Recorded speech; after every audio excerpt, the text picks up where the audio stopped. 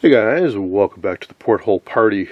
The time has come to take a look at what I'm pretty sure is going to be the final Zenith porthole set this year.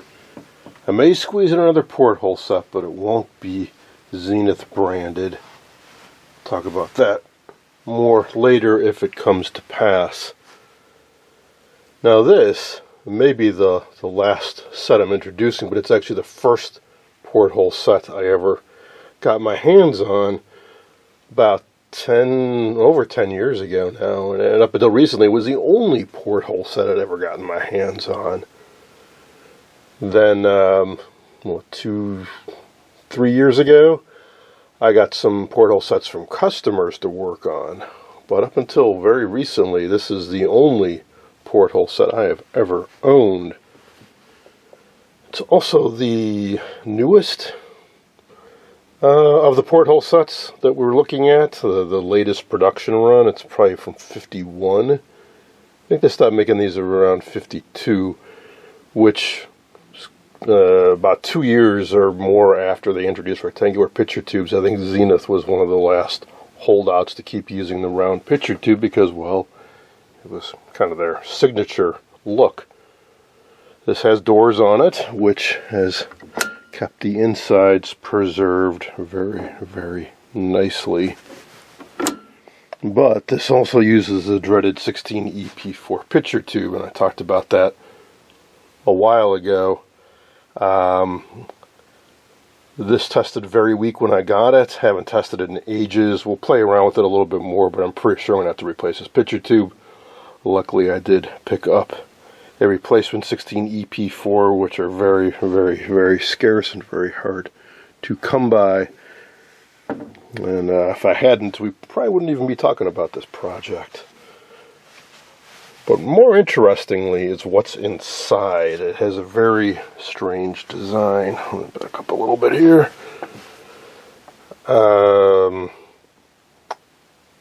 Since I haven't had this running, I don't know what the performance is like. I'm going to assume that since it's about 3 years newer than the earliest porthole sets, that they made some improvements, but they also did some cost reduction, which led to a rather strange design where it's sort of a hybrid hot chassis set. It's this very strange configuration.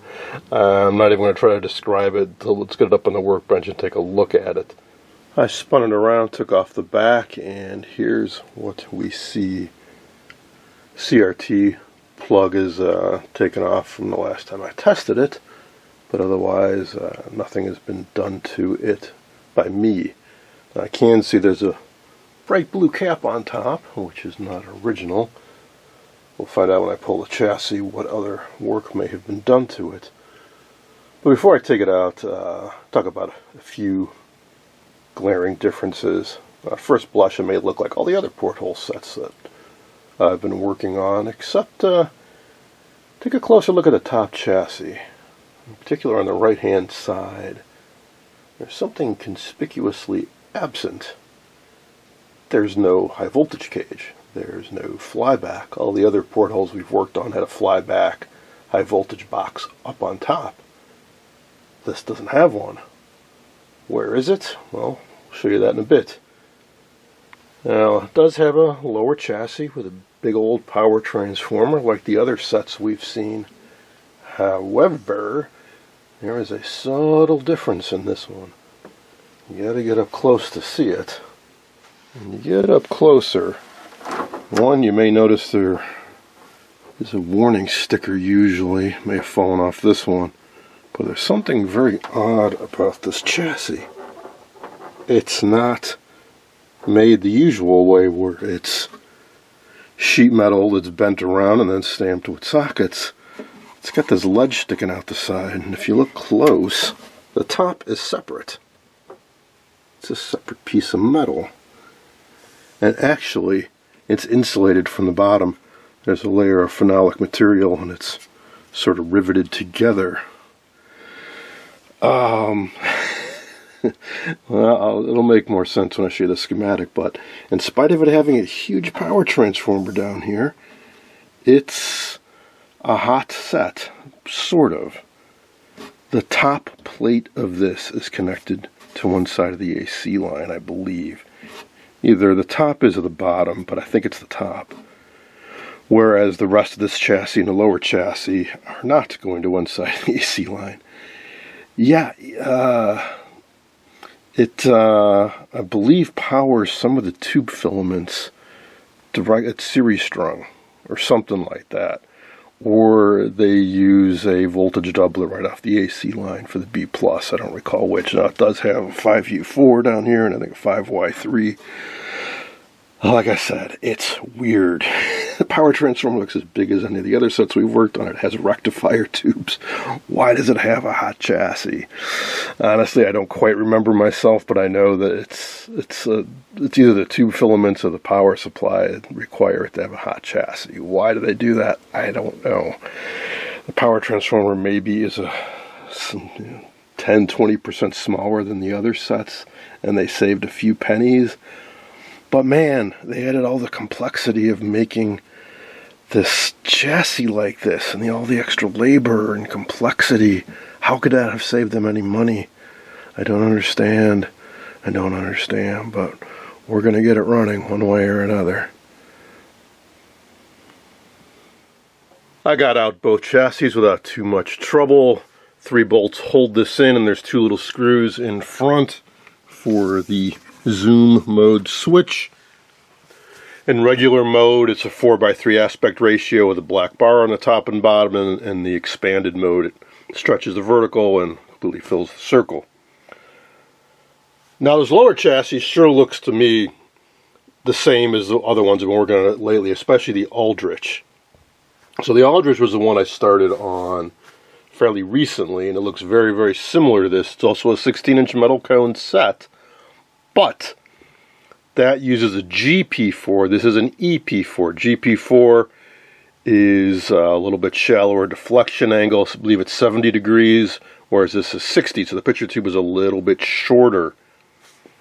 But the more glaring difference is on that chassis. There's a box here, and a flyback, and horizontal output tube, and high voltage rectifier are in here. Whereas on this set, we have nothing here, except this phenolic plate with a fuse. High voltage rectifier is up here, and we have 2 horizontal output tubes in parallel, I do believe, with a damper in the middle. I'm not sure if those are in the right socket. I gotta double check that. So where's the flyback? The flyback's underneath. It's right underneath here. They made both these sets, I believe, in the same model year. Why did one use, I don't know, it's all pure speculation, but this power supply looks darn near the same. It has 2 rectifiers, it has a huge transformer, it has a filter choke, so this has got to be the B+ supply, or the 2 B+ supplies. It's a low B+ and a high B+, hence 2 different rectifiers. So I do believe that the difference in this is this is a series strung set. I'll pull out the schematic in a moment. I got my Wallace Telliade back there. Why? I don't know. But what I do know is we want to try getting this set up and running. So I'm going to tip this up in a moment and show you what's underneath.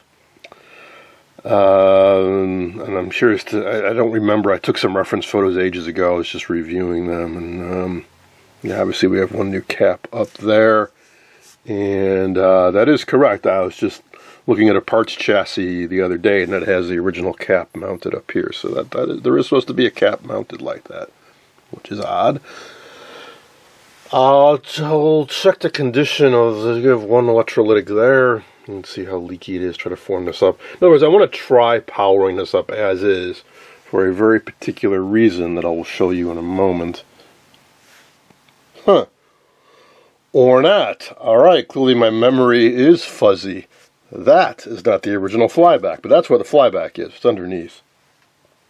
So, instead of being mounted on top with the donut, sort of in this axis, they put it underneath and put it flat against this. So it could be mounted like that or like this. But that is not the original. I'll tell you what though, if you've been watching my videos, so I've been doing this series of tech tip videos while I've been working on these porthole sets, and one of them involves recoding the original Zenith Flybacks, which tend to look really horrible, and the coating deteriorates over time, and it cracks and flakes and kind of gets moldy. And replacements are difficult to track down, so I have two I scavenged out of parts chassis, and I've been recoding them. I gotta look at the part number on those and see if either of them is the correct original one that goes in this chassis, and if so, we're putting it in here. Because, well, one, I want to, well, yeah, in the interest of getting it back to stock or as close as I can, but also I want to see if my recoding method is valid, so I want to try it in a working set. I was doing those other two as a practice before I tackled the real one, but I didn't realize that the original one's gone. Oh no. Alright, let's look at the rest of this. The rest of this looks to be original, and all the same problems as the other chassis with these horrible, deteriorating power resistors. So, before we can power this up, gotta get replaced. Those are for sure all bad. Might be some other bad as well. Fine-tuning dial cord broke. That sucks, but such is life. At least I have some replacement dial cord on hand. Otherwise, yeah, these have a lot of caps, but they are not difficult to work on in particular, I don't think. See, the caps are all readily accessible, and yeah, they have stripes on them. Not sure what to call these, because Bumblebee, well, we have a few of those. That would be the black one with the stripes. I don't know if these have a name, but let's just call them striped capacitors. Albino bumblebees, I don't know, but same idea. Let's put the paper cap inside a plastic or ceramic tube, and hey, it'll last forever. It turned out to no, absolutely not be the case. They deteriorate just as badly, so they all gotta go. And that color code is basically the same as resistors. So yellow, violet, orange, 4730 is 47,000 picofarad, or as we more commonly know it, 0.047 microfarad. And it looks like a yellow stripe, so it's 400 volts. Or is it purple? This one or blue. That one I can see is blue. That's a 0.047 600 volt cap. So I have all those on hand. I can blow through and replace all those. No problemo. Power resistors are more of a deal. They seem to be getting rather expensive these days, and it tends to be tough to find exactly the right value. We can see this is a dual one, so we'll have to use two separate resistors to replace that. And because they've fallen apart, we can't read the values on them anymore. Alright, so that's that. That was a bit of a surprise. Let me see if I can dig up the exact schematic for this chassis. I think it's on the back. Well, it's a model 2439. I stamped it on a bunch. I'm glad they've stamped it on there multiple times because some of them are really hard to read, but it looks like model G2439RZ. Alright. So, if we pop this open, what did I say? 2439. 2439. RZ. It is the Monroe. And we have a 24G26. Great. Let's see if I can find that in here.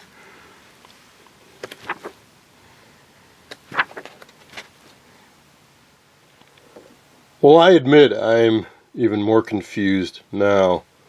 It seems that everything I said earlier was wrong. Assuming what I'm looking at is accurate, here's the power supply. Our power transformer, our two rectifiers, and two heavy amperage filament windings, both 5 amps. And here's our tubes, 2 sections wired in parallel, not series. There's no reason for there to be an insulated upper part of the chassis that I can see. I don't know. But what I can tell you, what I thought it was going to be, is this variation. Because there are models that do have a power transformer that they use for B+, but the tube filaments are series strong. It's so weird to compare this to the Aldrich I'm working on, because they're so similar yet so different. Well, I did some digging and found the same chassis in Ryder's TV. Well, I did some digging and found this chassis in Ryder's Volume 4, page 38 for Zenith, and there's a very significant note in the upper right-hand corner. The 23G24 and 24G26, which is what I have, receivers are similar in design to the 23G22 and 24G24 series described in Service Manual TV5.